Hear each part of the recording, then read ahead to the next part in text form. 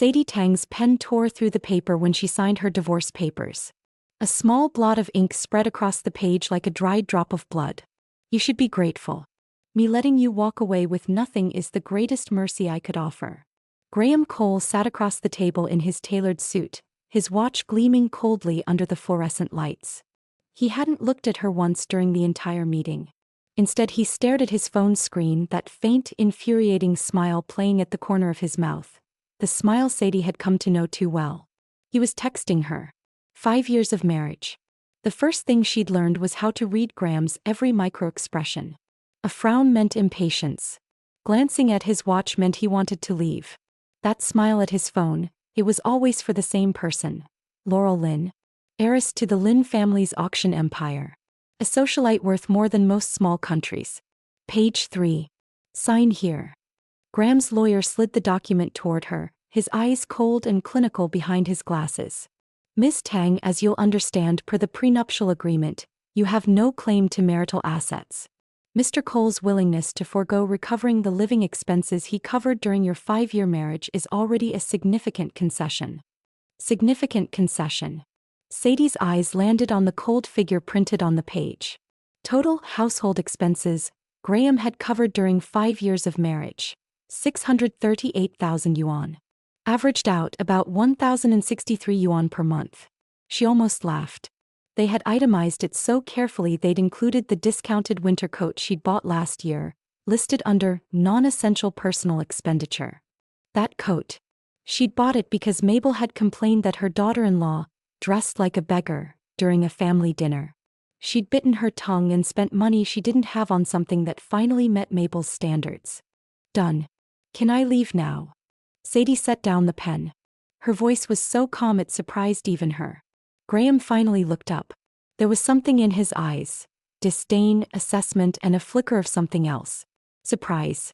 He'd expected tears. He'd expected pleading, the same red-eyed desperation she'd shown him 100 times before. But Sadie just sat there, spine straight, face unreadable. A still pond that would never ripple again. What are you going to do now? Graham asked, his tone layered with condescending pity. I'd suggest going back home. That little county of yours might be poor, but with your qualifications. He paused, letting his gaze travel over her like a shopper assessing a bruised vegetable. You could probably find some decent man to settle down with. The lawyer cleared his throat and busied himself with his papers, pretending not to hear. Sadie didn't answer. She wrapped her 5-year-old camel-colored coat around herself, picked up her copy of the divorce agreement and walked toward the door. Sadie. Graham's voice came from behind her, laced with a hint of irritation. Move out before Monday. I'll have my driver help. The new tenants move in Tuesday. New tenants. 3 words. 3 needles, each finding the last soft spot in Sadie's heart. Her hand paused on the doorknob for a single second. Then she pressed down and walked out. It was November in the capital and the wind cut like a blade. Sadie stood on the steps outside the law firm, tilting her head up to the gray sky, and realized her tears had run dry. It wasn't that she wasn't hurting. It was that the threshold for pain had been breached so many times that her body had simply disabled the function. She was 27. 22 when she'd married Graham, the youngest distinguished graduate in her cohort at Peking University's archaeology department. Professor Henry Fong had personally written her a letter of recommendation for the National Museum's Cultural Relic Conservation Center. That letter was still sitting in a drawer at her parents' house, unopened. She'd never used it. Graham had said, a girl spending all her time with old manuscripts and excavated artifacts. Where's the future in that? His mother had been worse. Archaeology? Isn't that just grave robbing? How undignified. The Cole family has a reputation to maintain. We don't need a daughter-in-law who's out there chasing pennies for a living. So she didn't go. 5 years. 5 years of being the most invisible daughter-in-law the Cole family could have asked for. She learned massage to soothe Mabel's arthritis. She earned a tea ceremony certificate to impress Graham's father with his aged puer. She woke up at 2 in the morning to cook hangover soup when Graham came home drunk from business dinners. She had transformed herself from a promising young scholar into a round-the-clock, unpaid servant. What she got in return, the new tenants move in Tuesday. Sadie folded the divorce papers into her bag and walked into the subway station. At the turnstile, her phone buzzed. A message from Mabel. Sadie, I've had the maid pack up your old books and trinkets and leave them by the back door. Come get them when you can. Laurel's redecorating the study and they're taking up space. Laurel. Already on a first-name basis. Sadie stared at the message for a few seconds. Then she did something she'd never done in 5 years. She blocked Mabel's number. The train arrived. She stepped on and leaned against the handrail by the doors. The window glass reflected her face, bare of makeup, slightly red around the eyes, but her gaze was fierce, like a blade fresh off the whetstone. She opened her phone contacts and scrolled to a name she hadn't called in years. She pressed dial. It rang 3 times. Then a gruff, booming voice answered. Sadie? Good Lord, you finally decided to call your old professor. Professor Fong. Her voice trembled, but she bit down and steadied it. That recommendation letter you wrote for me. Do you still have it? A pause on the other end. Then Henry Fong's tone sharpened with concern. I've kept it all these years. What happened? Nothing. Sadie inhaled deeply. I just wanted to ask, if I came to the National Museum now, would it be too late? What do you mean, too late? His voice shot up. You're the best student I ever taught. Your hands were born for conservation. All those years you wasted your talent. Do you know how much that hurt me? If you want to come back, the National Museum's doors will always be open to you. The train rushed through the tunnel, wheels screaming against the rails. Sadie leaned against the handrail, and this time the tears finally came, silently sliding down her cheeks. But her lips were curved upward. It was the first genuine smile she'd worn in 5 years. The Cole family mansion sat in an exclusive villa district on the west side of the city. By the time Sadie arrived, the sky was already darkening. The security guard recognized her, though his expression was awkward. He'd clearly been informed that Mrs. Cole was no longer current. Miss Tang, Mrs. Cole said your things are in the back hallway. He emphasized the title, Mrs. Cole, referring to Mabel. Sadie walked around to the back entrance. It wasn't a neat stack of cardboard boxes she found. It was a jumbled pile of her belongings, dumped like garbage in the corner of the back corridor. Her professional books had been soaked by recent rain, the gold lettering on their covers now illegible blurs. Her ceramic shards, samples she'd collected over 4 years of fieldwork across 7 provinces. Several had been smashed, their fragments mixed with mud, glinting dully under the streetlight. Her prized conservation tool set, imported German sable brushes and Japanese mineral pigments, had been shoved into a torn plastic bag, the brush tips crushed and distorted. Sadie crouched down and began picking up the pieces, one by one, cradling them in her palm. The jagged edges of the broken porcelain cut into her fingertips. Blood welled up and stained the blue and white glaze. He barely felt it. The ache in her chest had swallowed everything else. It took her 2 hours to salvage what she could. What was irreparable she photographed, wrapped in tissue paper and placed in her bag. These fragments were her past. They would not be her future. Just as she was about to leave, weighed down by 2 heavy shopping bags of salvaged belongings, headlights swept around the corner, a blinding white glare that made her squint. A silver-gray Porsche Cayenne pulled up at the main entrance. The driver's door opened. Graham stepped out in casual clothes, wearing an ingratiating smile she'd never seen on his face before. He hurried around to the passenger side and opened the door. The woman who emerged, Sadie had seen in countless photographs. Laurel Lynn. She was more beautiful in person. And sharper. A cream-colored Chanel suit, a Birkin bag on her arm, diamond studs at her ears that caught the headlights like cold fire. She stood with the poise of an elegant crane, chin lifted, her gaze sweeping across the back hallway to where Sadie stood. A faint smile played at her lips. That smile needed no translation. Its meaning was written in every curve. Look. Everything you had is mine now. Graham, why are there still things out here? Laurel's voice carried, not loud, but every syllable found its way to Sadie's ears. Didn't you say it was all cleared out? Right away. Right away. Graham's tone was almost obsequious. He followed Laurel's gaze and spotted Sadie. His face immediately twisted with irritation. What are you still doing here? I told you to come during the day. Sadie looked at him. She didn't move. 5 years ago, this man had knelt on the banks of Weiming Lake, held up a diamond ring and said, "Sadie, I'll make you the happiest woman in the world." She'd cried, convinced the stars had aligned just for her. That ring had been locked away in her vanity drawer. Mabel said it was too flashy for a respectable wife. Later, she'd discovered the certificate was fake. The diamond was a moissanite. Graham had paid 2,000 yuan for it, because back then what he'd wanted was the cachet of a Peking University star scholar, and the face that her classmates had jokingly called the archaeology department's beauty. A showpiece. Nothing more. "Come on, what are you waiting for?" Graham snapped. "Laurel's tired. Don't make a scene." Sadie lifted her bags and walked down the steps.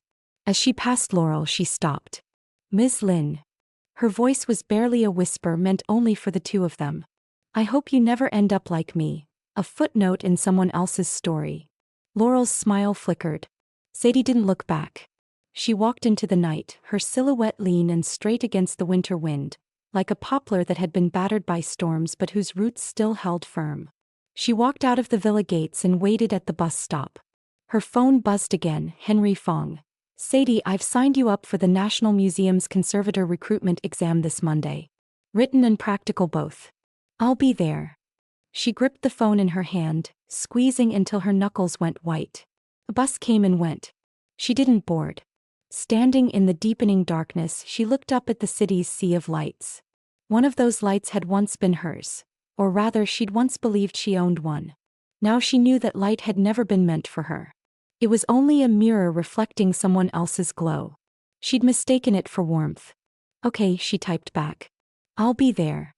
Then she scrolled to the bottom of her contacts and found a number labeled Uncle Zhou. His real name was Zhou Jingchun, a legend in the archaeology department, a master of ancient painting and calligraphy restoration. He'd retired but was still a consultant to the Palace Museum. During her student days, he'd called her into his office after one of his lectures and told her something she'd never forgotten.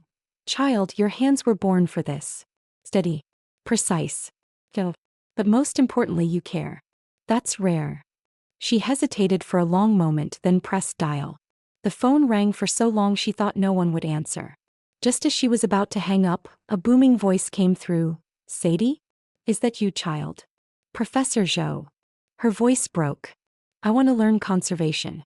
Properly. From the beginning. Will you still teach me?" "What nonsense are you talking about?" There was a hint of scolding in his voice, but more than that, delight. "Do you know how long I've waited for this call? 5 years ago, when you told me you weren't going to the National Museum, I threw a teacup against the wall. A Qing Dynasty porcelain, mind you. Can you afford to replace that?" Sadie laughed through her tears, the sound raw and warm against the winter chill. "Pass that exam on Monday. Then come find me at the Forbidden City, and I'll give you the best lessons you've ever had." His tone grew serious.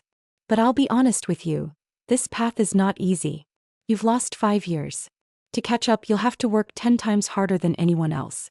Are you ready for that?" "I'm ready." The tremor in her voice had faded, replaced by something solid. "Professor Zhou, you know what? Today is the clearest I've felt in 5 years. Because you finally stopped lying to yourself." When the call ended, Sadie boarded the last bus. The carriage was empty except for an old man dozing in the back. She placed her bags on the seat beside her and took out the tissue-wrapped shards, studying them under the dim bus lights. These were Ming Dynasty blue and white porcelain fragments from the Yongle period. She'd excavated them during her 3rd year at the Jingdezhen Imperial Kiln site. The entire team had found only a dozen intact pieces over 3 months. She'd received 3 and had cherished them like jewels, wrapping them in layer after layer of soft cloth. Now they were in even smaller pieces, the blue lotus scroll motifs on their glaze broken into fragmented lines, like a poem cut in half. Sadie tried to piece them together. One fragment was missing, the smallest but most crucial piece, likely still lodged in a crack in the back hallway's brick floor. She could have gone back for it. He didn't. Some things, once broken, could never be put together again. Better to let the pieces be the beginning of something new. She rewrapped the surviving shards and put them away, closed her eyes and leaned back against the seat. The bus lurched through the night, through the city's brightest streets and loneliest corners. Neon lights washed over her face, flickering like an old silent film. In her mind, Sadie started a list. 1. Pass the National Museum exam. Become a certified conservator. 2. Study under Professor Zhou. Make up for 5 lost years. 3. Become the best conservator in the field. Not one of the best. The best. She opened her eyes and watched the city scroll past. Her gaze was sharp and still like a freshly honed blade. 4. Make the people who threw her away like garbage one day kneel and beg her to restore the most precious things they'd ever lost. The bus arrived at her stop. Sadie gathered her bags and walked to her temporary home, a dilapidated walk-up in an old residential building. Most of the motion sensor lights in the stairwell were broken. She felt her way up 6 flights of stairs, fumbled with her keys and unlocked the door. A 1-bedroom unit with peeling walls and a radiator crusted with rust. It cost her the last 12,000 yuan she had left from the divorce. It was a home in a way the Cole family's 300-square-meter villa had never been. Because there were no new tenants here. She left her bags in the corner, splashed cold water on her face and sat down at her wobbly desk. She opened the exam syllabus Henry Fong had sent. 170 pages of PDF. Conservation theory. Inorganic and organic material preservation. Restoration techniques. Analytical chemistry. Materials science.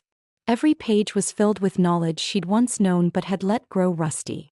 For 5 years, the only professional expertise her brain had processed was which detergent wouldn't damage silk and which tea leaves best pleased her father-in-law. Now she had to empty all that out and make room for what was really hers. Sadie turned to page 1, opened her notebook and began to copy. Outside, the city's nightlife was beginning. In the distance, the central business district blazed with light. Nearby, a stray cat yowled on the wall and leaped away. And in this tiny 6th-floor room, a woman sat under a single desk lamp, sketching, stroke by stroke, a new blueprint for her life. Her shadow flickered against the mottled wall. It looked like a butterfly breaking out of its cocoon. The National Museum's recruitment exam was held on Monday at 9. Sadie arrived 2 hours early. Not because she was nervous, she'd just forgotten how long the commute could take. For 5 years she'd never left the villa's 3-kilometer radius. Grocery store. Supermarket. The mansion. A triangle of monotony. She stood on Chang'an Avenue, looking at the building she should have entered 5 years ago. Morning light gilded its outline. The security gates weren't open yet. A few guards smoked under the portico, occasionally glancing her way. She didn't wait idly. She pulled out her notebook and leaned against a lamppost, reviewing. She'd slept only 3 hours, covering the first 50 pages of the syllabus and filling 20 pages of notes. The knowledge was buried somewhere deep, under years of dust, but as she swept the dust away, the memories were starting to surface. Yang Xiao painted pottery pigment composition is mainly. She murmured, eyes shut. Iron red and magnetite. An old voice finished the sentence for her. Sadie spun around. Henry Fong stood behind her. 68 years old, silver-haired, in a faded navy Zhongshan suit, holding a cloth bag. He looked like any other elderly man out for his morning walk. But Sadie knew this ordinary old man had led 3 world-class archaeological excavations and was the only living scholar to have his name in the standard textbooks. Professor Fong. She straightened instinctively. He looked her over, the dark circles under her eyes, the worn cuffs of her old jacket, then sighed heavily. You've lost weight. But you look better. Better made her laugh. She knew what she looked like, sleep-deprived, hair in a lopsided ponytail, wearing a jacket from her college years. But Fong was right. The better wasn't skin deep. It was something in her posture, a kind of reforged sharpness. Here. Fong pulled a thermos out of his bag. Ginger tea with brown sugar. My wife made it. She said you probably haven't had breakfast. Sadie took the thermos, unscrewed the lid and let the steam hit her face. Sweet, warm, familiar. Someone in this city, a city she no longer called home, still remembered her habits. Professor Fong. Her voice caught. Thank you. Don't thank me yet. Pass the exam first. His gaze was sharp. 37 candidates today. 2 slots. Some are overseas-trained master's graduates. One has 3 years of practical experience at the museum already. Honest assessment. Your competitive standing is below average. Sadie met his eyes without flinching. I'm not competing against their CVs. I'm competing against yesterday's me. He looked at her for a long moment. Then he smiled, that quiet, proud smile of a teacher watching his best student finally stand back up. Go. He patted her shoulder. I won't walk you in, don't want gossip. I'll be waiting at the finish. Sadie returned the thermos, slung her bag over her shoulder and walked toward the museum gates. The security line had formed, candidates in their 20s, clutching tablets for last-minute review. She looked at her own dog-eared notebook and smiled.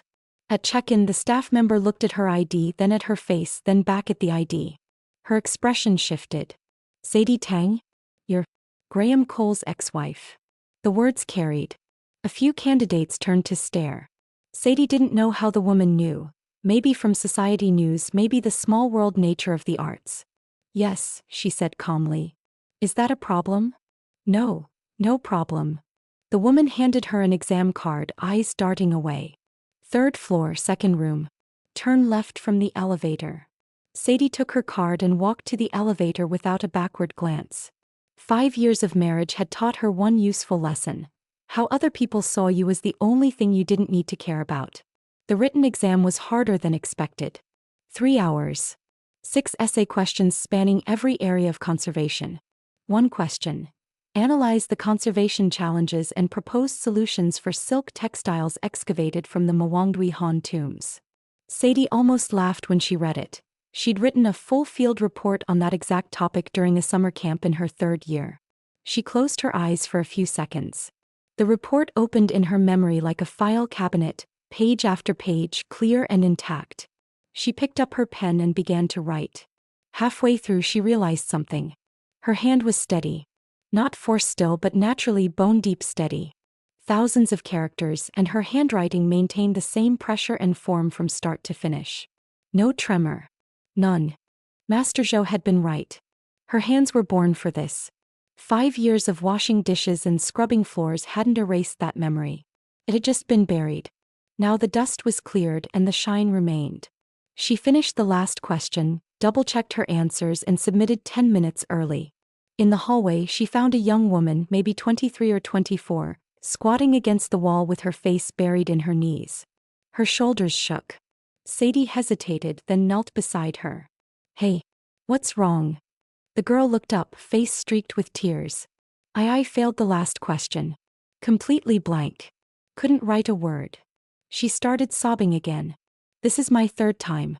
If I don't get in this time, my dad says I have to go home and take the civil service exam. Sadie looked at her and saw a version of herself. Or rather, a version of the self she'd have been if she'd made a different choice.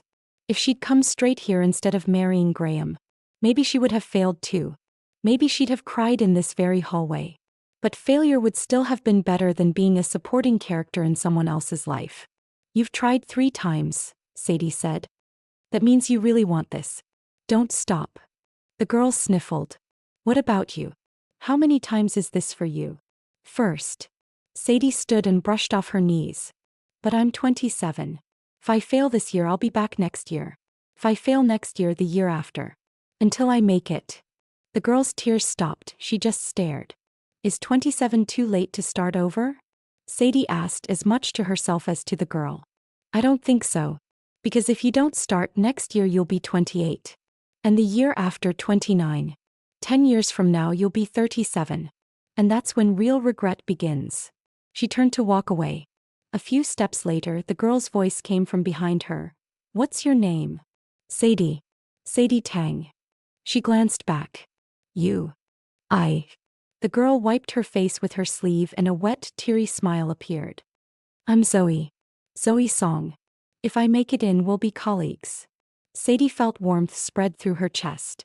In this winter, when everyone expected her to fall, she'd not only found her footing, she'd accidentally lit a way for someone else. Okay, she said. I'll be waiting. Outside the museum, Henry Fong was exactly where he'd promised, on the bench across the street. When he saw her, he waved. How'd it go? Decent. What does decent mean? It means I performed at my current level. Whether that's good enough, that's not up to me.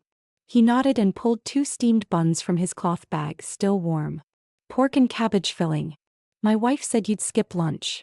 Sadie bit into a bun, soft dough, savory filling, and tasted her college years again. In 5 years at the Cole mansion, no one had ever cooked for her. Professor Fong, she said, swallowing, may I ask you something? Go ahead. Why did you write that recommendation letter for me back then? There were students with better grades, better connections. Because you have good eyes.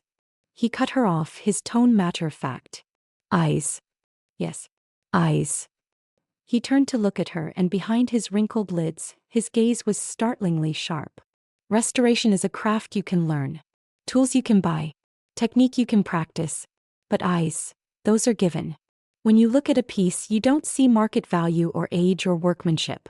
You see a story. Sadie was silent. She thought of the shattered porcelain on the bus. She hadn't seen fragments. She'd seen the kiln workers in Jingdezhen, their eyes smarting with smoke, the generations of hands that had held the bowl, the lives and loves and losses it had witnessed. She did see stories. She just never told anyone. Thank you, she said. Don't thank me yet. He stood and brushed leaves from his coat. The practical exam is still ahead. That's your real battle. Come on, I'll walk you to the subway. By the way, Master Zhou told me you've been to see him. Yes. Good. He nodded approvingly. Painting restoration, you go to him. Porcelain, you come to me. We old relics are waiting for you to take over. She fell into step beside him, walking down Chang'an Avenue. The wind was cold, but the kind of cold that woke you up. She tossed her empty bun wrapper in a street bin and quickened her pace. She'd wasted 5 years. She wasn't wasting another minute. The written exam results came 3 days later. Sadie ranked 6th, just enough to advance to the practical. Henry Fong's message arrived with a footnote. First 2 get hired automatically. You need top 3 in the practical to have a shot. Nervous? She typed back, no. I'm used to being underestimated. The practical was held in the National Museum's Conservation Lab. When Sadie walked in, she almost gasped at the equipment. Laminar flow hoods, 3D digital microscopes, X-ray fluorescence spectrometers, laser cleaners, machines she'd only seen in textbooks, gleaming with cold metallic promise. 7 candidates were assigned to 7 stations. Each station held a sealed specimen box. The lead examiner was Director Liang, a woman in her 50s with gold-rimmed glasses and a quiet, intimidating presence. Your task is the same. Liang scanned the candidates, her gaze lingering a half-second on Sadie. Inside each box is a damaged ceramic piece. You have 4 hours to produce a repair plan and perform preliminary restoration. You will be graded on the soundness of your plan, the precision of your technique, and the quality of your result. Sadie opened her box. Inside was a blue and white porcelain bowl, loosely held together with masking tape, about 20-odd pieces with several notable gaps. She carefully picked up the largest fragment and checked the underside. 6 characters in Kaishu script, Great Qing Qianlong era made. Qianlong Imperial Kiln. Her heart rate spiked, but she steadied it quickly. She laid out every fragment on her work table, arranged them by shape, then picked up her loupe and began to study each piece individually. She studied for 40 minutes. Other candidates had already started. Some were cleaning fragments in ultrasonic baths. Others were mixing epoxy resins. The lab filled with the whir of instruments and clatter of tools. Only Sadie's station remained still as an island. Director Liang walked behind her, watched her turn fragment after fragment in her fingers, then walked on without comment. Finally, Sadie finished her inspection. She discovered something no one else had noticed. 2 pieces didn't belong to this bowl. The glaze, shape, and decoration were close, but the porcelain body was 0.4 millimeters thinner. The bubble distribution in the glaze was subtly different. If she hadn't spent that summer in Jingdezhen, holding thousands of blue and white shards from 5 dynasties, she'd never have caught it. These 2 pieces were likely Republic-era replicas. Someone had attempted a previous restoration and mixed in mismatched fragments, by accident or by design. Either way, she couldn't glue foreign pieces to an authentic artifact. She set down her loupe and began drafting her repair plan. 2 hours went into the plan. Detailed classification and numbering. Identification and removal of the non-authentic shards. Sequencing of adhesive application. Gap-filling strategy. Protective treatment protocols. She circled the 2 suspect fragments in red and annotated, remove. Not part of this restoration. By the time she started actual assembly, she had only 90 minutes left. Other candidates' repairs were already taking shape. Some were even finishing their final polish and coloring. Her station still looked like a jumble of fragments. A young male candidate glanced over and smirked. Sadie ignored him. She mixed her epoxy to the right viscosity. She loaded the smallest sable brush with adhesive and began applying to the first fragment. Her hand moved like a precision instrument. Brush, position, press. Each joint fitting perfectly. Piece by piece the bowl took shape. Faster and faster, but never sacrificing accuracy. The fragments were guided by some invisible force, returning to where they belonged. 15 minutes before time, she set down the last piece. She stepped back and studied her work. Restoration marks were still visible, but each was clean and exact, like fine calligraphy on rice paper. She hadn't tried to hide them. True restoration was never about faking perfection. It was about getting as close to the original as possible. Repair marks were part of the artifact's history. Erasing them was as good as erasing history. She wrote on the final line of her report. Minimum intervention principle followed. All operations reversible. Retention of restoration marks is a commitment to historical integrity. Director Leong came to her station after the exam, picked up the bowl and examined it for a long time. Then she flipped through Sadie's plan and stopped at the page where the two fake fragments were marked. How did you spot them? Leong asked. Body thickness difference of 0.4 millimeters, Sadie answered. Average bubble diameter variation of about 15 microns in the glaze. Also, the cobalt in Qianlong Imperial Blue and White was Yunnan pearl material, high cobalt content, rich blue tone.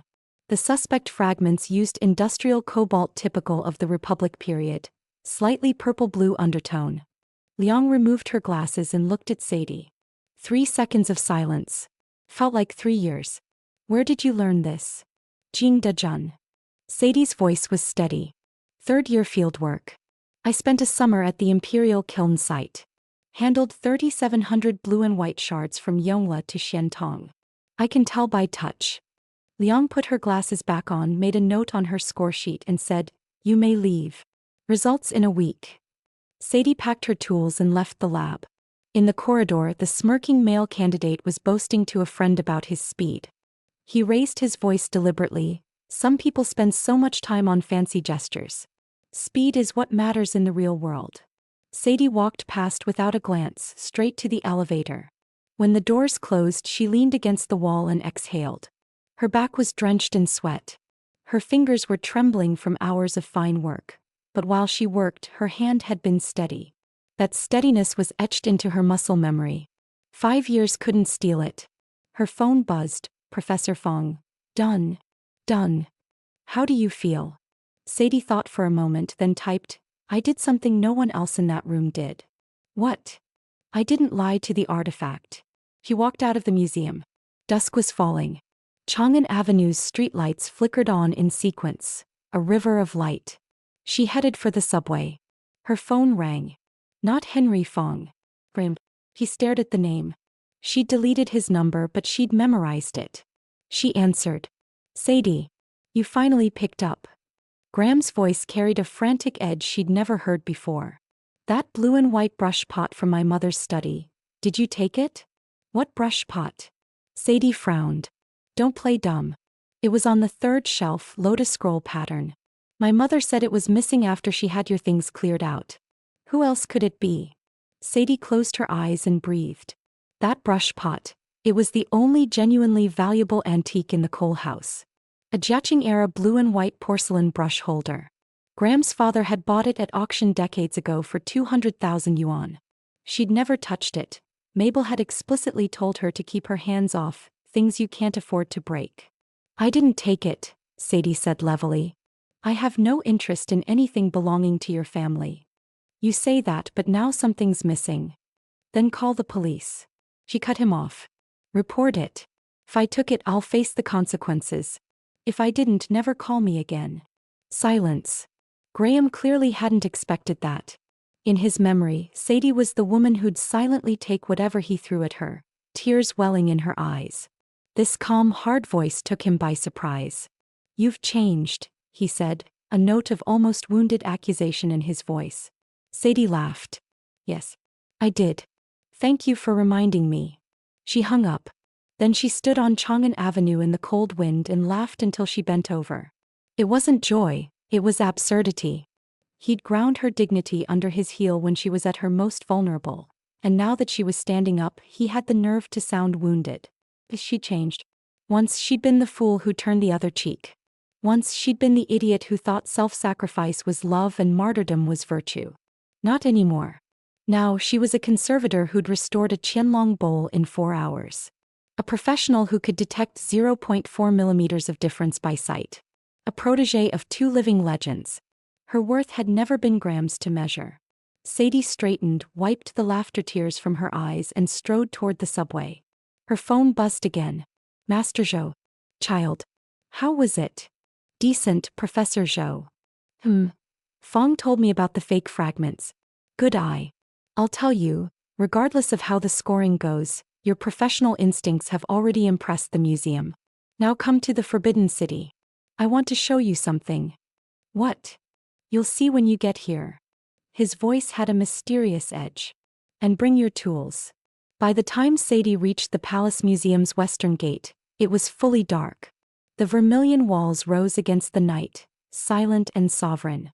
The moon hung like a blade from the corner tower's upturned eaves. The whole Forbidden City a painting soaked in time. A young security guard met her at the gate and escorted her to the Cultural Relic Conservation Department on the west side. Through dimly lit corridors she arrived at a restoration studio. The studio was brightly lit, almost painfully so. Master Zhou stood at a wide workbench, his back to her, examining something through a magnifier. When she entered, he didn't turn, just gestured. Come look. Sadie walked up and looked down at the workbench. Then her breath caught. It was a painting. Almost destroyed. Ink and color on silk. About 1.5 meters wide by 80 centimeters tall. The composition, landscape and figures, could still be discerned, but the entire surface was coated in a thick layer of soot and grime. The silk was torn in multiple places. Some sections were completely fractured, the edges curled and blackened, salvaged from a fire. This is. Sadie leaned in, careful not to let her breath disturb the surface. Yuan Dynasty. Yan Hui's mountain dwelling. Master Zhou's voice was uncharacteristically grave. This painting was severely fire-damaged 30 years ago. It's been in storage ever since, no one dared touch it. Too fragile. Any careless move could shatter it completely. Sadie crouched closer, examining through her loupe. Beneath the soot, traces of exquisite brushwork emerged. Yan Hui was a master of figure painting, known for his spontaneous, sketch-like strokes. Very few of his works survived. If this was authentic, it was priceless. Professor Zhou, what do you want me to do? She straightened, uncertain. I want you to draft a restoration plan. He turned to face her.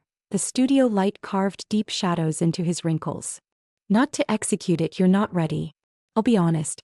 But I want to see what your eyes can read from it. Sadie understood. This wasn't a restoration assignment. It was an exam. Harder than the museum's practical. More personal. More about trust. She didn't answer quickly. Instead, she lowered her head and began to read the painting. Fully. Left to right. Top to bottom. Every detail. She read Yan Hui's signature brushstroke. The read category outlines. The seated elder in the mountain pavilion, robe ruffling with otherworldly grace. The layered distances from near to far. The interplay of solid and void, cloud and cliff. She traced the path the fire had taken, the burn pattern advancing from the lower right. The water stains spreading from the upper left. The twisting and curling of the silk fibers under high heat. She read for almost an hour. Master Zhou sat down nearby, waiting, not rushing her. Finally, Sadie straightened. Her eyes glowed, not with fatigue but with excitement. Professor, I have an idea. It might be rough. Go on. The damage is in 3 layers. Outermost, soot and surface grime. Middle, carbonization and pigment alteration. Innermost, structural damage to the silk fibers themselves. She gestured over the painting. Standard conservation workflow would be clean first, reinforce second. But this piece has a specific problem. In some areas, the soot has fused with the original pigments. If we remove all the soot, we'll strip away certain layers of ink and color. Master Zhou's eyes brightened, but he didn't interrupt. So I recommend a zone-based approach. For the main composition, we use supercritical carbon dioxide extraction, minimal pigment loss. For the fully carbonized edges, leave them as is, only physical reinforcement, because those sections have no possibility of recovery. Forcing the issue would destabilize the whole piece. For the silk tiers, I recommend Japanese paper backing from the reverse. The fiber flexibility and breathability are better suited to aged silk than any chemical alternative. A long silence followed. Master Zhou stood, walked to the workbench, bent to look at the painting, then straightened to look at her. His expression was unreadable. Surprise, admiration, and something else. "Child," he said slowly, "do you know that this plan is almost exactly the one I submitted to the Palace Museum 3 months ago?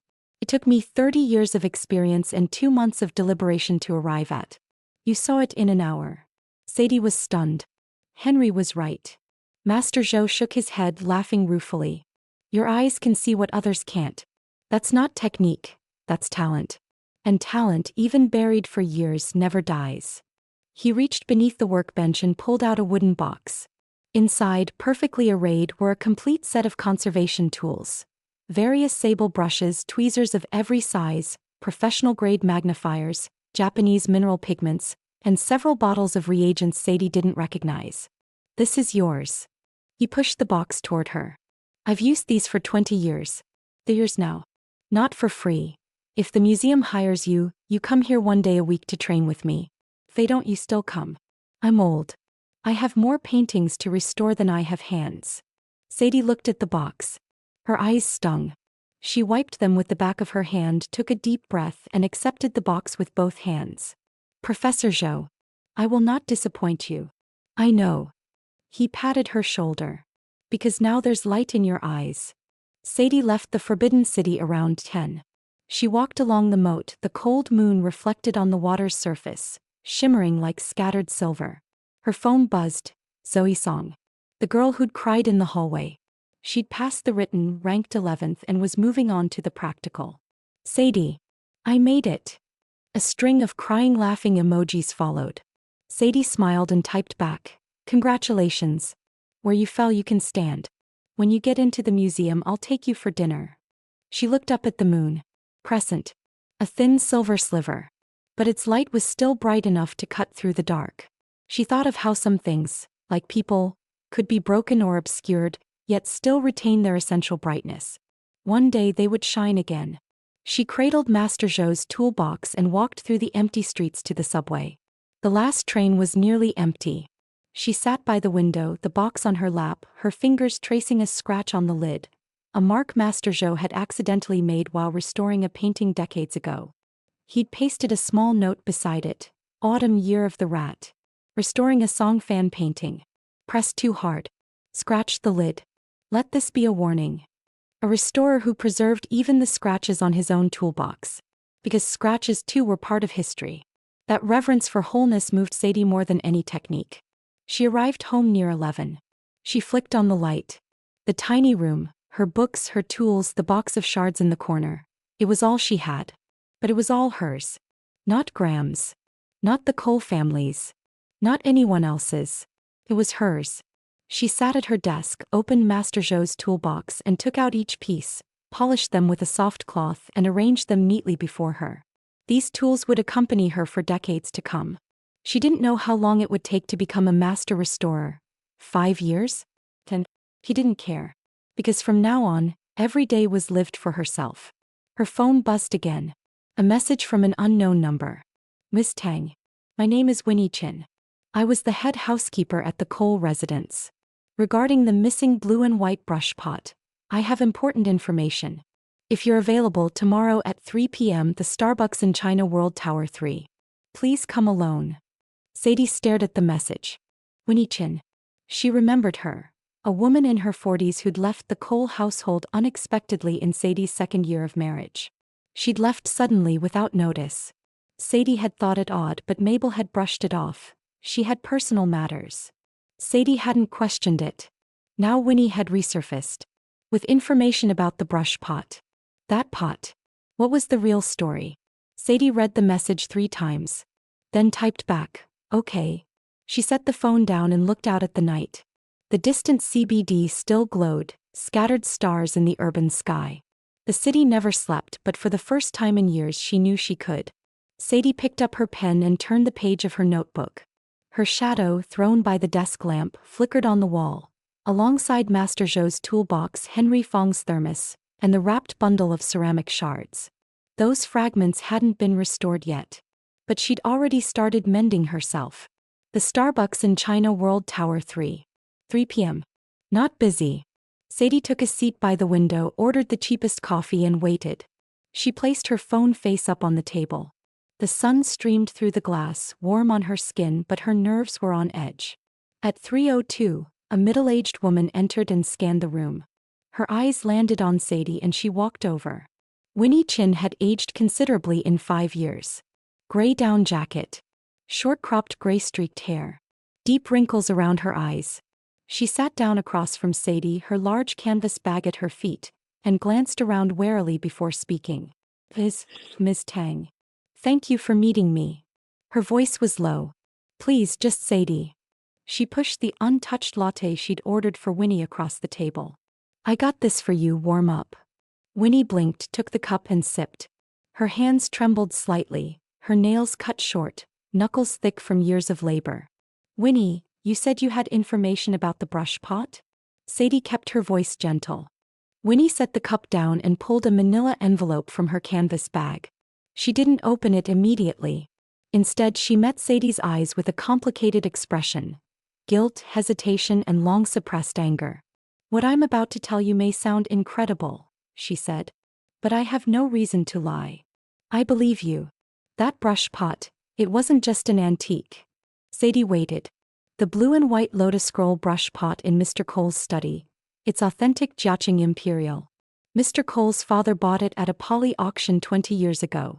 But the real one. She lowered her voice even further. The real one was taken out of the house 6 years ago. What's sitting on the shelf now is a high-quality replica. Graham had it made. He took the real one. Where it went, I don't know. But I know that inside the base, there's an engraved Manchu inscription. A name. Manchu. Yes. I happened to see the base once and the inscription caught my eye.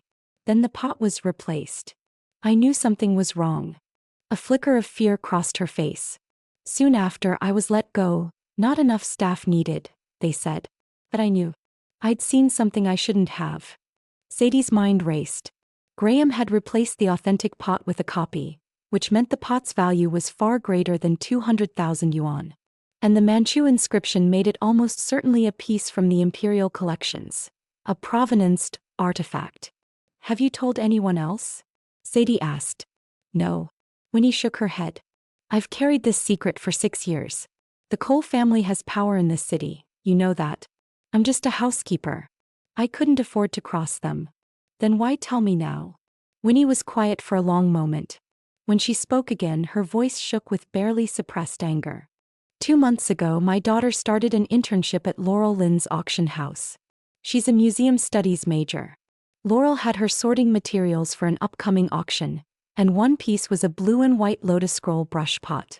The Manchu inscription at the base matched exactly what I'd seen 6 years ago. Sadie's pupils constricted. My daughter didn't know the language. She sent me a photo of the inscription. I recognized it immediately. Winnie's eyes reddened. The consignor was listed as private collector. The estimated value was 6 million yuan. 6 million. Graham had told his father the pot cost 20,000. And perhaps that was true. 20 years ago prices were different. But the question was, if it was legitimately a Cole family possession, why replace it with a fake? Why secretly consign it? Why hide the consignor's identity? The only answer was that the pot's provenance was questionable. Or more specifically, the Cole family's claim to it was legally shaky. Sadie remembered something. Graham's grandfather, Mr. Coe, had been a prominent antique dealer before 1949, serving as a cultural advisor to the puppet Manchukuo court. He'd handled countless national treasures. After 1949, much of his collection was donated to the Palace Museum, but rumors suggested the Ko family had held back a stash of particularly valuable pieces. If this brush pot was among them, it wasn't private property. It was illegally withheld state property. Winnie, do you still have that photo? Winnie pulled out an old phone and showed Sadie the picture. It wasn't the clearest, but it showed a blue and white brush pot, crisp lotus scroll brushwork, and the 6-character Jiaqing seal mark. Inside the base, close to the foot rim, were fine Manchu inscription strokes, clearly not Chinese. Sadie zoomed in. She didn't read Manchu, but she knew the form. Professor Fong had once lectured on special markings in Qing imperial artifacts. Manchu inscriptions carved into select pieces as markers of imperial collection. Such marks were highly significant in authentication. Winnie, could you send me this photo? Winnie hesitated, then sent it. Sadie, I'm not telling you all this so you can pick a fight with Graham. I'm telling you because I saw what you went through in that house. You deserved better. Sadie looked at this worn woman and felt warmth spread through her. In 5 years she'd been alone. All the blame had been hers. She hadn't expected that the one person to finally speak for her was a housekeeper who'd left 6 years ago. Thank you. Sadie squeezed Winnie's hand. What you've told me, I'll handle it carefully. Tell your daughter to be careful too. Don't mention this to anyone. I've already told her to quit the internship. Winnie stood, slinging her canvas bag over her shoulder. Sadie, take care of yourself. Graham Cole. She hesitated, a chill entering her eyes. He's a harder man than you ever knew. After Winnie left, Sadie sat alone in the Starbucks, staring at the photo on her phone. How much had Graham hidden from her? Where was that pot now? Had it already been sold, or was it still in the consignment pipeline? If it was one of Mr. Ko's illicitly held pieces, then legally it belonged to the state. Any private sale was a crime. Sadie saved the photo in an encrypted folder. She wasn't acting yet. The evidence was still too thin. She needed more. Transaction records, money trails, authentication reports, proof linking Graham to the consignor. She needed time. And while she gathered that time, she needed to build herself. Join the museum. Establish her professional credibility. Only when she had weight in the field would her voice carry, and her evidence matter. She drained her coffee, pocketed her phone, and walked out into the winter sun. 1 week later, the National Museum's acceptance letter arrived. Sadie opened it at her desk, hands trembling. 3 paragraphs of boilerplate. She skimmed them, skipped to the bolded line. Based on your written and practical examinations, you have been formally accepted as a junior conservator at the National Museum's Cultural Relic Conservation Center. Please report to HR by December 1st with the required documents. She read it 5 times. Then she laid her head down on the desk and cried. 5 years of suppressed grief, from the moment she'd set aside Henry Fong's recommendation to the day she'd picked up her first mop in the Cole mansion. Every time Graham had told her she wasn't enough. The pressure of Mabel's cold eyes. The years of being someone's invisible inconvenience.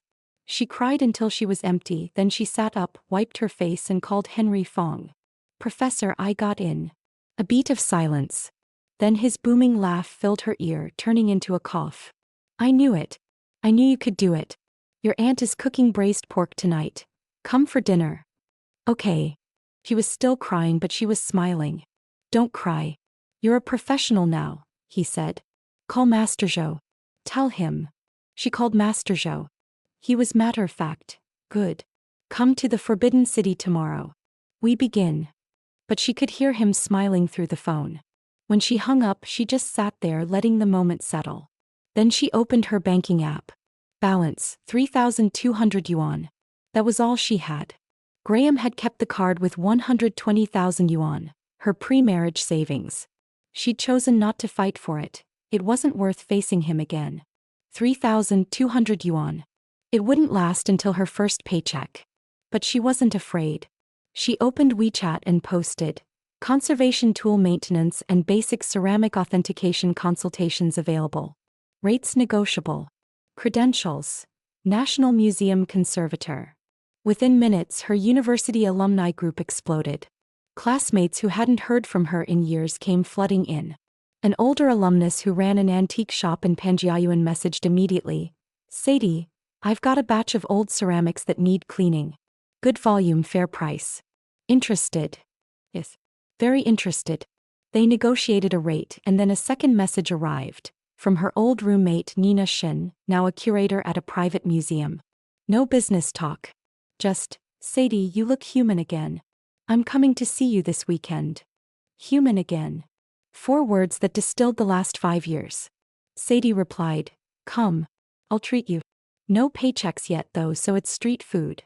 Nina's reply came fast. Street food with you beats Michelin with certain people any day. Certain people being Graham. Nina had never liked him. She'd urged Sadie not to marry him, saying he had no real heart, only calculations. Sadie hadn't listened. Now she realized Nina had been right all along. She pulled out the only presentable piece of clothing she owned, a dark gray wool coat she'd bought before her marriage. Mabel had called it inauspicious. She put it on, checked herself in the mirror. She looked thinner, her cheekbones sharper, eye sockets slightly hollowed, but her eyes were fierce and bright. He went back to the Cole mansion. Not for money. Not for things. For her dignity. The security guard looked at her with a complicated expression. Embarrassment, wariness, and a hint of respect. He'd probably seen the news about the National Museum. Miss Tang, are you here to see Mr. Cole? I'm here for my bank card and passbook. Sadie's voice was flat. Tell him I'm waiting at the gate. Graham came out about 10 minutes later, casual clothes, messy hair, looking like he'd just woken up. He saw her and his expression shifted, confusion, irritation, and a hint of something unfamiliar. Like he was looking at a stranger. I heard you got into the National Museum, he said. Yes. Impressive. He said it like it cost him something. He looked at her dark gray coat. He'd never seen her wear it before. My bank card. Sadie held out her hand. There's 120,000 yuan on it. Pre-marriage savings. I don't care what you did with it, I just want the card. He was quiet for a moment, then turned and went inside. He came back with the card.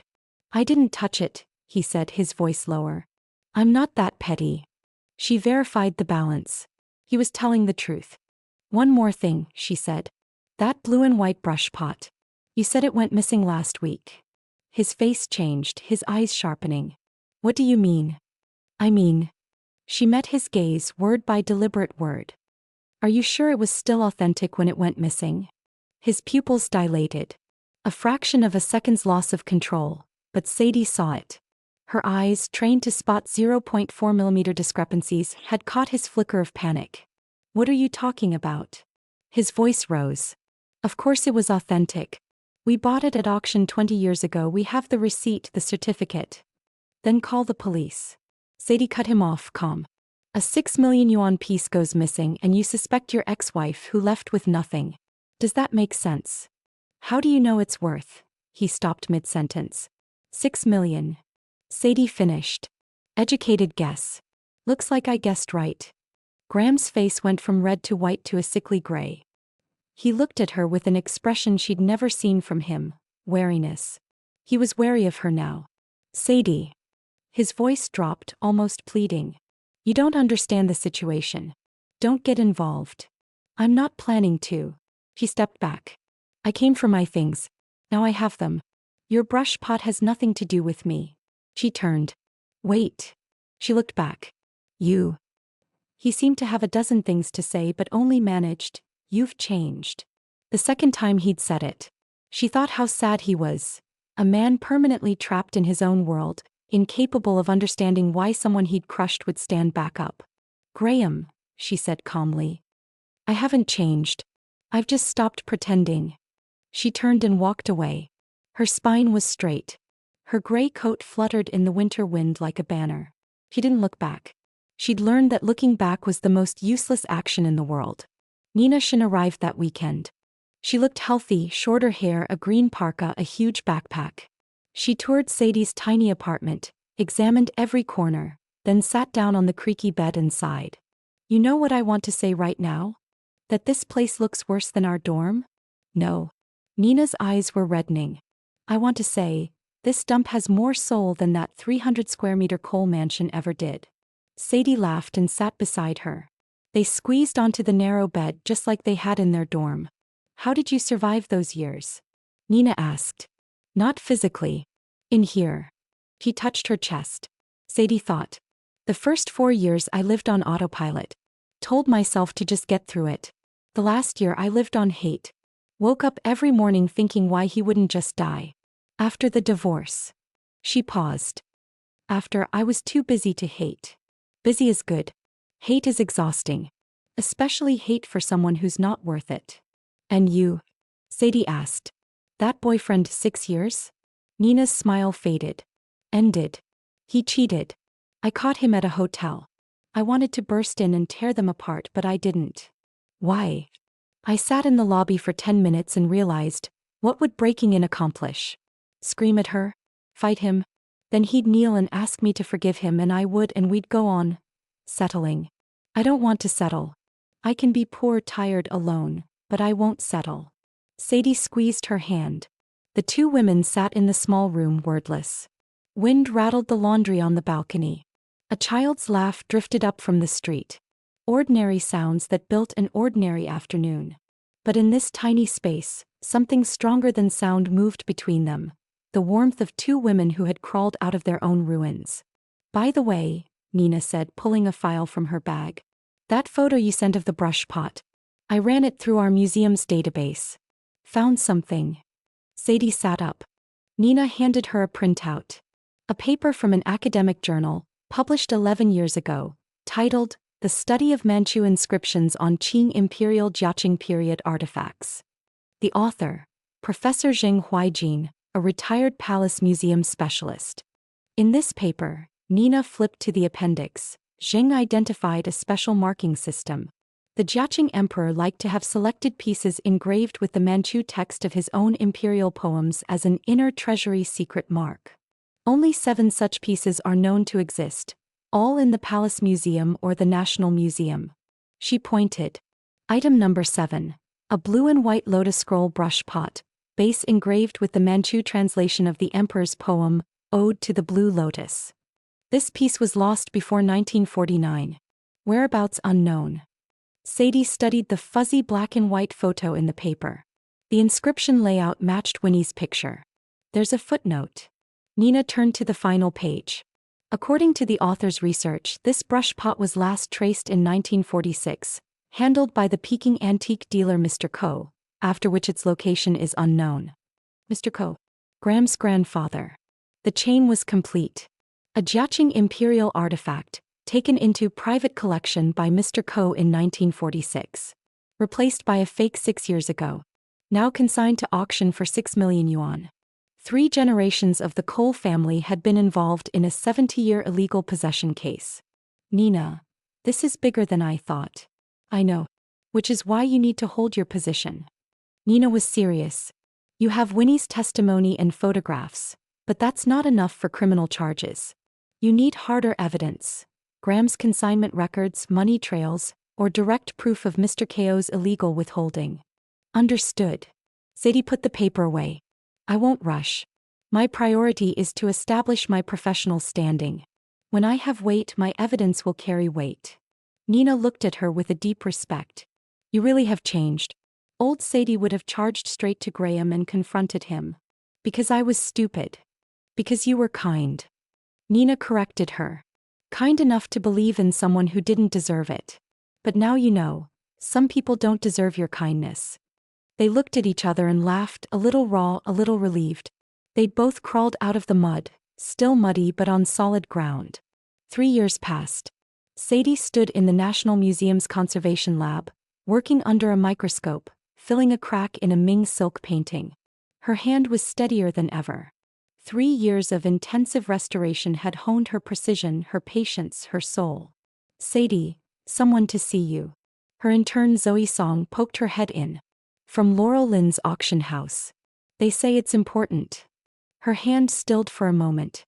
3 years. She'd gone from junior conservator to the museum's youngest expert, with over 100 national-level restorations to her name, including that Yen Hui painting which she'd co-led with the Palace Museum. Her name appeared in academic journals. Her case studies were in textbooks. Graham? She'd only seen him in the news. Tianjin culture had collapsed 2 years ago. He'd been forced out, reportedly moved south, whereabouts unknown. He and Laurel had split before the collapse. Karma sometimes didn't need a human hand. Sadie removed her gloves and went to the meeting room. Mr. Chan, a senior director from Laurel Lynn's auction house, stood when she entered, offering his business card with both hands. Ms. Tang. I'm Chan from Laurel Lynn Auctions. We'd like you to authenticate a piece for our spring auction. A Ming landscape by Shenzhou. Let me see the photos. He laid out glossy prints. Shenzhou's distinctive brushwork, lyrical composition, atmospheric mountains. She studied each one carefully. The last photo showed the reverse of the silk. She noted something in the weave structure. Subtle but significant. I need to see the original, she said. Bring it to the museum tomorrow morning. Tom was overjoyed. As he left, he handed her the auction catalog. Our spring preview is next week. You might find other pieces of interest. Sadie flipped through. Halfway her finger stopped. A blue and white lotus scroll brush pot. 6-character Jiaqing mark. Flawless condition. Description. A Qing Dynasty imperial kiln piece, well provenanced and authenticated. Estimate 3.8 million yuan. Provenance note.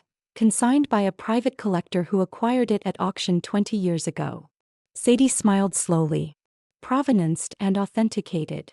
It was a beautiful story. She'd heard it before, when it was in the Cole Mansion's study, when Mabel bragged about it when Winnie showed her the photo. 3 years later, here it was again, polished for a new auction. Mr. Chan, she said, closing the catalog, I'd like to see this brush pot in person as well. Of course. It's in the preview exhibition. You're welcome anytime. After Chan left, Sadie called Nina. It surfaced again. Nina didn't ask what. She just said, where? Laurel Lynn's spring auction. Estimate 3.8 million. A low whistle came through the phone. What's your plan? 3 years of evidence is ready. I just needed a public stage. You'll expose it at the auction? No. Sadie's voice was steady. At the preview. In front of buyers, press, and experts. I'll tell them exactly where that piece came from. Nina was quiet for a moment. I'll be your witness. I'll reach Winnie. And Professor Zheng, you said you found him. Found him. He's 85 in poor health but sharp. He'll provide a formal authentication, and if needed will testify in person. But Nina. Sadie paused. That's still not enough. I need direct evidence of Mr. Ko's withholding. Where is it? Hidden in Mabel's bedroom. An old iron safe. I saw her open it once. Inside were yellowing papers and letters. I didn't think about it then, but now? Sadie looked out the window at the fading light. If those are Mr. Ko's records, they're the key. How will you get them? I won't. I'll let the police know they exist. 3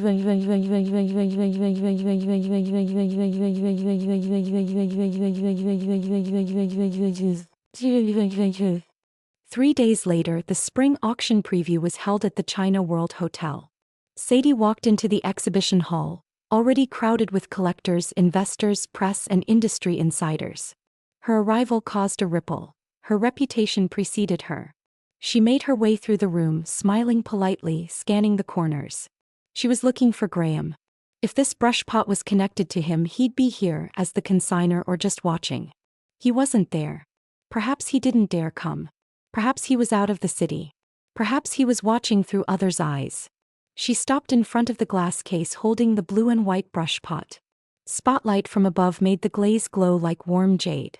The display card told the same story, from a private collector acquired 20 years ago at auction. Sadie stood there remembering. Mabel's smug voice, you could never afford this. Winnie's trembling hands. Professor Zheng's grainy photograph, the cold footnote. This pot had witnessed 3 generations of greed. It was time it went home. Ladies and gentlemen, welcome to the Laurel Lynn Spring Auction Preview. A hostess on stage began introducing highlights. Then she announced a special segment. We're honored to have Ms. Sadie Tang, renowned conservator from the National Museum, here to share her insights on the Ming painting by Shenzhou. Please welcome Ms. Tang. Applause. Sadie straightened her dark blue suit, stepped onto the stage and approached the microphone. Her hair was in a neat bun. Her presence was calm and commanding. Thank you. Her voice was quiet, yet it carried through the hall. Before I discuss Shenzhou, I want to talk about another piece in this exhibition. Lot 37. The blue and white lotus scroll brush pot. A stir rippled through the audience. She pulled a document from her bag and held it up. This is an original archival record from the Jiaqing Emperor's inner treasury, held at the first historical archives of China. According to this record, this brush pot entered the imperial collection in 1818, engraved with Manchu inscriptions as an inner treasury secret mark. The last official record of it is dated 1946, handled by the antique dealer Mr. Ko of Peking. The room's murmurs grew louder. Cameras clicked. After 1949, this piece was listed as lost cultural property on the National Cultural Heritage Administration's inventory. Today, it appears as a private collection with an estimate of 3.8 million yuan. Sadie lowered the paper. Her hands rested on the podium. Her voice remained even, every word a nail hammered into place. I'm not here to accuse anyone. I'm stating a fact. This brush pot does not belong to any private collector. It belongs to the state. The room exploded. Flashing lights, shouting reporters, frantic staff trying to control the chaos. The hostess stood frozen on stage. Sadie stepped off the podium and walked through the commotion toward the exit. At the door, she stopped, turned, and looked at the brush pot, quietly glowing in its glass case. Goodbye. You're going home. Within a week, the Laurel Lynn brush pot incident became the biggest news in the art world. The archival record Sadie presented was verified by the first historical archives. The National Cultural Heritage Administration launched an investigation. Laurel Lynn Auctions was forced to withdraw the lot and hand over the piece. Professor Zheng and other experts confirmed it was the same Jiaqing imperial artifact, legally state property. The investigation unfolded like dominoes. The consignor was traced to a shell company in the British Virgin Islands, controlled by Graham Cole. He claimed his grandfather had legally acquired it in 1946, but couldn't produce any documentation. Instead, investigators found Mr. Ko's handwritten ledger in the Cole family safe, a detailed list of 37 artifacts he'd withheld from 1945 to 1948, with names, sources, and destinations. The brush pot was item 12. Graham was arrested and charged with illegal possession and trafficking of state cultural relics. On the night of his arrest, he posted on social media, "My biggest mistake was believing a woman I thought was weak." Sadie saw the post. She was in the lab restoring a Qing enamel vase. She read it, locked the phone, and went back to work. 3 days after Graham's arrest, he was released on bail pending trial. He showed up at the National Museum's main entrance at noon, unshaven, his suit wrinkled, looking like a man who hadn't slept in a week. He pushed past the security guard and shouted her name across the marble lobby. "Sadie. Sadie, I need to talk to you." Museum staff turned to stare. Visitors stopped, phones already raised. Sadie heard the commotion from her lab and walked out. She stood at the top of the stairs looking down at him. Her face was calm, no anger, no pity. Just calm. "You're not supposed to be here," she said. "There's a restraining order." I know. He took a step toward her, hands raised in supplication. "But I had to see you. Please. Just give me 5 minutes. I'm begging you." She didn't move. "Say what you came to say." Graham's voice cracked. "I was wrong. About everything. The divorce, the way I treated you, I was a bastard. I should never have let you go. You were the best thing that ever happened to me and I threw it away like garbage."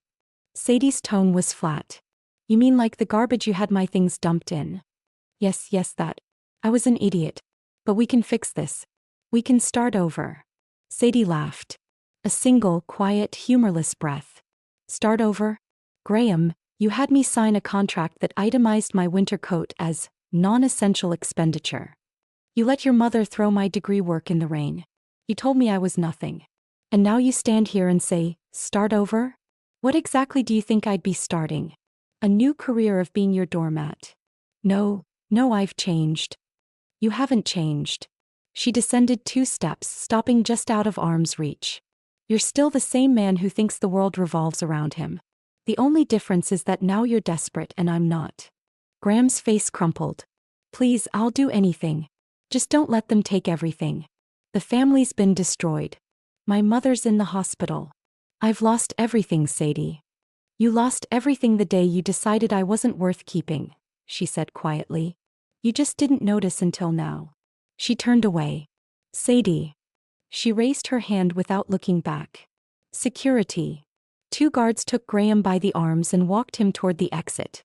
He was still shouting her name as the doors slid shut behind him. Sadie walked back to her lab. She sat down, put her gloves back on, and picked up her brush. Her hand did not tremble. 2 months later, Graham's trial concluded. Due to the exceptional value of the artifacts and the 70-year duration of the family's illegal possession, he was sentenced to 7 years in prison and fined 5 million yuan. All other seized artifacts were confiscated by the state. Mabel suffered a stroke on hearing the verdict and was hospitalized. Laurel, who'd cut ties before Graham's downfall, wasn't mentioned in the coverage.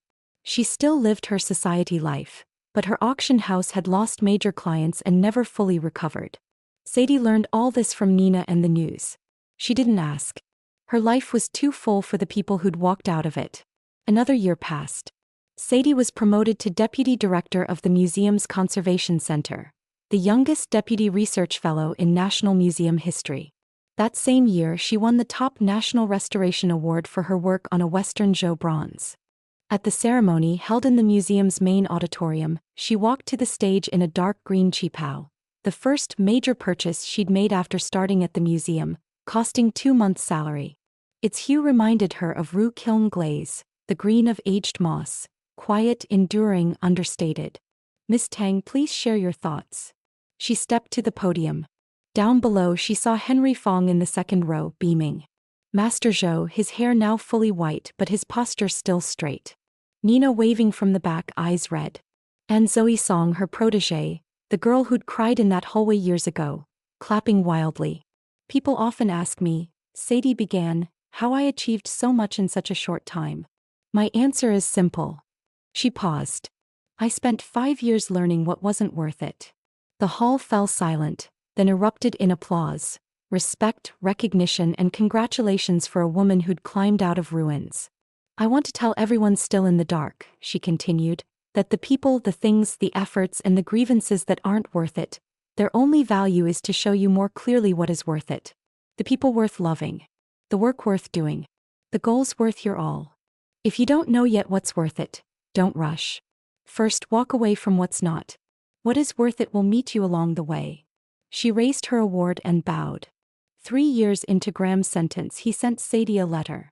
It came through Henry Fong, who called to ask if she wanted it. She hesitated, then said yes. It was short. A few lines on wrinkled paper, the handwriting heavy and without conviction. Sadie, I've done a lot of thinking in here. I think about what I did to you. I know an apology doesn't matter, but I'm sorry. If I could turn back time. Anyway. I hope you're well. Graham. Sadie read it once, folded it, and put it in a drawer. The drawer where she kept all the evidence of what wasn't worth it. Her old notebook, the tissue-wrapped shards, the signed divorce agreement. That was the last thing of Graham's she'd keep. A month later, the Forbidden City opened a special exhibition, Yuan Dynasty Masterworks, Newly Restored Treasures. The centerpiece was Yen Hui's mountain dwelling, fully restored after 4 years of painstaking work. On opening day, the gallery was packed. Art critics, scholars, journalists, and a public who had followed the restoration's progress. Sadie stood near the painting, answering questions from reporters, her face calm but her eyes holding a quiet pride. At the edge of the crowd, a woman in a wheelchair sat alone. Mabel Cole. Her face was half slack from her stroke, her good hand gripping the armrest, her eyes fixed on the painting, and on the plaque beside it, which read, Restored by Sadie Tang, Deputy Director, National Museum Conservation Center. Sadie saw her. She paused for the briefest fraction of a second. Then she turned back to the reporters and continued her interview as if she'd seen nothing. As if Mabel Cole was just another face in a crowd that no longer had any bearing on her life. The exhibition opened to thunderous applause. Sadie did not approach the wheelchair. He did not need to. The best revenge, she'd learned, was not anger. It was elevation. And she had risen so far above the Cole family that they could no longer even reach the hem of her robe. 2 hours later, as the crowd began to thin, Sadie walked toward the exit. A museum attendant caught up to her. Miss Tang, the woman in the wheelchair has been asking to speak with you. Shall I? No. Sadie's voice was gentle but absolute. Tell her I've already said everything I needed to say. The painting speaks for itself. She walked out into the winter sunlight. Behind her, the forbidden city rose in its 600-year-old majesty. Ahead of her was the rest of her life. A life she had rebuilt with her own 2 hands, stroke by stroke, shard by shard. The court lady in the restored painting gazed down at the crowd, silent, eternal, and entirely at peace. The next morning she went to the forbidden city. Master Zhou was waiting in the restoration studio, and beside him lay the fully restored Yan Hui painting. After 4 years of meticulous work, the Yuan masterpiece that everyone had called hopeless was finally complete. Come, Master Zhou waved. Last step. The mounting. I've done every other step, I want you to do this one. This painting's restoration plan was yours, and it's your hands that saved it. Sadie stood at the bench. The soot and grime were gone. Yan Hui's brushwork blazed with 7th-century-old brilliance. The mountains, the clouds, the elder seated in his pavilion. He looked as if he might step out of the silk at any moment. Repair marks remained, but each was a tribute to history, to the original, to the future. Mountain dwelling, Sadie murmured. Professor, when I first saw this painting in a textbook, it was just a fire-damaged ruin. I remember thinking if anyone could restore it. Now you're that person. Master Zhou smiled. Sadie picked up the mounting silk and gently applied it to the reverse. Her movements were soft, sure, like tucking in a sleeping elder. For years she'd walked with this painting from ruin to radiance, and it had walked her back to herself. When the final step was complete, the studio was quiet. Master Zhou stood beside her, looking down at the reborn painting, silent for a long time. Child, he said at last, his voice rasping. I've been a restorer for 50 years. I've handled thousands of treasures. But I can say this with certainty, you're the best I've ever taught. Not because of your technique.